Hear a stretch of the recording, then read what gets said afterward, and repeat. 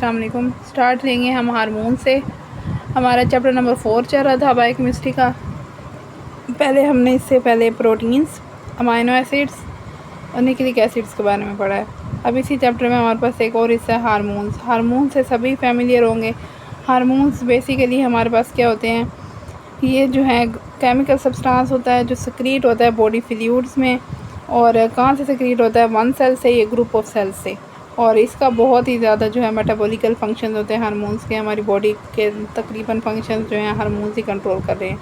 Physiological control रखते हैं, मतलब एक सेल या ग्रुप ऑफ सेल से रिलीज़ हो रहे हैं, दूसरे सेल्स पे कोई ना कोई फिजियोलॉजिकल इफ़ेक्ट देंगे। फिजियोलॉजिकल मतलब फंक्शनली। ये हमारे पास आ गई डेफिनेशन। अब इसको मैं आपको रीड करवा देती हूँ। These are chemical substances which are secreted into the body fluids by one cell or a group of cells and have a physiological control effect on other cells of the body। ये हो गया हमारे पास hormones की definition. अब अगली हमारे पास definition है endocrinology. ये डेफिनेशन जो है, जैसे मैंने पहले बताया था कि क्वेश्चन आ जाता होता है डिफाइन द फॉलोइंग में, तो उसमें ये क्वेश्चन आया हुआ है एंडोक्राइनोलॉजी का। 2 नंबर की डेफिनेशन आई हुई है। एंडोक्राइनोलॉजी बेसिकली क्या है, हमारे पास स्ट्रक्चरली एंड फंक्शनली स्टडी करना एंडोक्राइन ग्लैंड्स का। एंडोक्राइन ग्लैंड से ही हमारे पास जो है हार्मोन सेक्रेट हो रहे होते हैं। This is the science concern with the structure and function of the endocrine glands and the diagnosis and treatment of the disorders of the endocrine system. एक तो आपने स्ट्रक्चरली स्टडी करना है, फंक्शनली स्टडी करना है एंडोक्राइन ग्लैंड्स का, और फिर एंडोक्राइन ग्लैंड से जो है एंडोक्राइन सिस्टम की स्टडी करना। डायग्नोसिस में किस तरह से बीमारी की तशखीस के लिए जो हार्मोन सेक्रेट हो रहे हैं वो किस तरह से तशखीस करें हम, ट्रीट किस तरह से करें। आगे हम डिटेल देखेंगे कि कहाँ कहाँ पे इनका हार्मोन्स का जो है कहाँ कहाँ से रिलीज़ हो रहे हैं और क्या क्या इफ़ेक्ट प्रोड्यूस करें। तो इसकी स्टडी, एंडोक्राइन ग्लैंड्स की स्टडी एंडोक्राइनोलॉजी कहलाती है। और जैसे मैं पहले बताती हूँ, लॉजी का मतलब है स्टडी, साथ में एंडोक्राइन लगा हुआ है, तो एंडोक्राइन ग्लैंड की study of endocrine gland is called simplest definition endocrinology. Next है हमारे पास फंक्शन ऑफ हार्मोन। ये फंक्शन ऑफ हार्मोन आपका लॉन्ग क्वेश्चन है, मतलब शॉर्ट क्वेश्चन वही 5 नंबर वाला याद होता है पेपर में। पहला जो है हमारे पास फंक्शन क्या है, help to control the internal environment, के इंटरनल इन्वायरमेंट को कंट्रोल करते हैं by regulating its chemical composition and volume. Transport करते हैं सब्सटेंसेस को through the cell membrane. Play a key role of growth and development. जैसे हमारा एक बहुत ही फेमस हार्मोन है ग्रोथ हार्मोन, अगर वो ना हो तो हमारे बॉडी जो है सही तरह से ग्रो ना कर सके, डेवलप ना कर सके। फिर contribute to the basic process of reproduction. Reproduction के अंदर बहुत ही ज़्यादा रोल है हार्मोन्स का हमारी रिप्रोडक्शन के अंदर। फर्टिलाइजेशन के अंदर जैसे हो गया फर्टिलाइजेशन जो है, आपको पता है कि क्या होता है, एग का फर्टिलाइजेशन होना, मतलब एग और स्पर्म का मिलाप क्या कहलाता है, fertilisation. Nourishment of the embryo and delivery of newborn, सारा का सारा एक हार्मोनल प्रोसीजर है। Regulate metabolism and energy balance. हमारी बॉडी के अंदर मेटाबॉलिज्म से लेकर एनर्जी बैलेंस तक हर काम कौन कर रहा है, हार्मोन्स कर रहे हैं। नेक्स्ट है हमारे पास टाइप्स ऑफ हार्मोन। ये क्वेश्चन बनाते जाएँ, टाइप्स ऑफ हार्मोन भी आता है।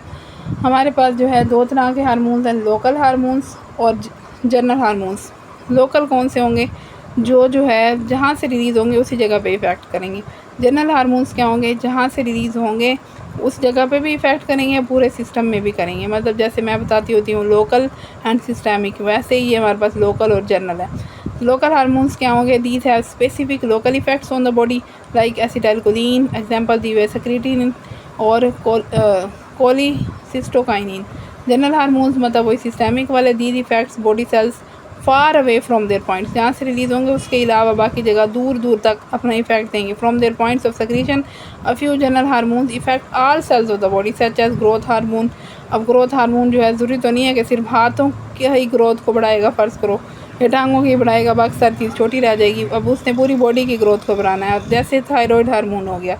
On the other hand some hormones effect only on target cells, के जो है एक टारगेट सेल जहाँ पर मौजूद होगा, स्पेसिफिक कह सकते हैं, because they have specific receptors for the hormone. For example ACTH हमारे पास है एरिनोकॉर्टिकोट्रोपिक हार्मोन, एस्ट्रोजन एंड प्रोजेस्टेरोन। ये हम डिटेल में पढ़ेंगे इनके फंक्शंस क्या क्या हैं। उसके बाद है classification of hormone, most important. Classification of hormone ज़्यादा आता है इधर से। क्लासिफिकेशन हमारे पास जो है पहली है based on the chemical nature, chemical nature की बुनियाद पर। पहला हमारे पास है, इसकी आगे फर्दर पेप्टाइड्स, कि जो हमारे वो हार्मोन जो पेप्टाइड इन नेचर होंगे, उनकी नेचर क्या होगी, पेप्टाइड्स होगी। उसको हम अलग से कैटेगराइज करेंगे, इनके नाम जितने आपको याद हो जाएं ये आपने याद कर लेने, जितने भी आपको याद हो जाएँ। पहले तो कोशिश करें सारे हो जाएँ, क्योंकि आपसे पूछा जाता है कि which one of the following is not the peptide bond. तो अगर आपको ये सारे नाम याद होंगे तो आप नोट वाला लगा सकते हो।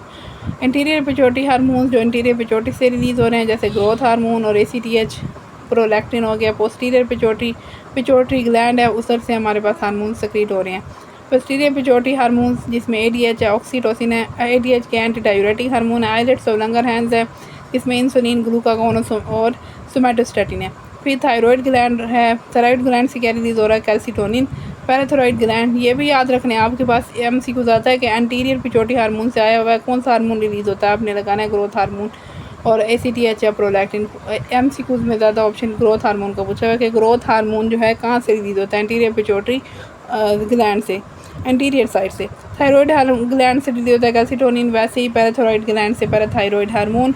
GIT से हमारे पास substance P, releasing and inhibiting hormones of the hypothalamus, और ओवरीज से रिलैक्सिंग रिलीज हो रहा है। फिर ग्लाइकोप्रोटीन्स कौन से हैं हमारे पास, HCG, TSH, ठीक है, thyroid stimulating hormone, luteinizing hormone, erythropoietin, ठीक है। HCG जो है ना, ये प्रेगनेंसी के बारे में बताता है, ये एक प्रेगनेंसी टेस्ट में यही हार्मोन होता है, इसकी प्रेगनेंसी पर चल जाता है कि प्रेग्नेंट है।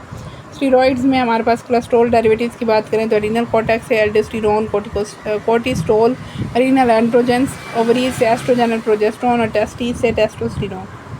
अमाइनो एसिड्स में हमारे पास हैं थायराइड ग्लैंड से 2 हार्मोन T3 और T4। अमीन्स में हमारे पास टायरोसिन डेरिवेटिव्स, एसिटाइलकोलिन में जो टायरोसिन डेरिवेटिव्स में acetylcholine, epinephrine, norepinephrine and melatonin.